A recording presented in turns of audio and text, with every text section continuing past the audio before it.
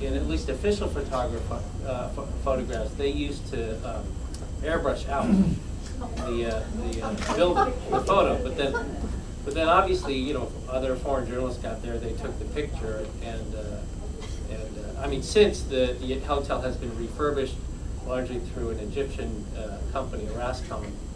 That's it's not occupied though. No. Never been occupied. Yeah, never been occupied.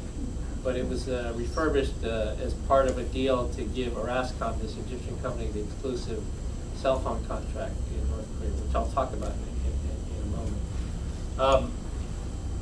But you know, it was just this towering monument to economic failure, and it was just another sign of this period in the 80s where they invested in these massive infrastructure projects that drained the economy of hundreds of millions, if not billions of dollars, for projects that gave nothing back to the economy, gave nothing back. So that was the 80s. And then in the 1990s, you had what was sort of the double whammy.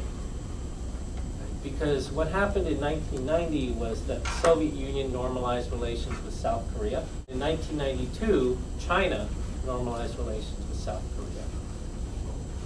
And the impact of this was it essentially meant that all of the patron and subsidized aid and trade that took place between the Soviet Union and China on the one hand and North Korea on the other, many of those arrangements no longer were in effect.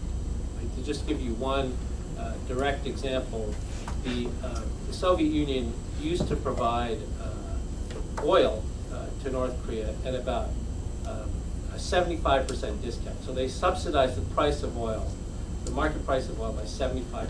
So the North Koreans were only paying 25, a quarter of what the world market price was for oil. And after the Soviets normalized relations with South Korea, they said, we're not doing this anymore. Their primary rationale, not because they were trying to abandon North Korea, but their primary rationale for normalizing relations with South Korea was to have a more rational economic policy in Asia, which was to tap into all the growth and all the economic opportunity in Asia by normalizing relations, putting the politics aside and trying to do business. And so if that was their rationale for normalizing relations with South Korea, why in the world would they continue to have this irrational economic relationship with North Korea? So in the end, they chose to, you know, they said, we're not going to do this anymore. And so that caused all sorts of problems in the North, because now they had massive energy problems. Because they could no longer purchase oil and energy imported at the rate that they could before.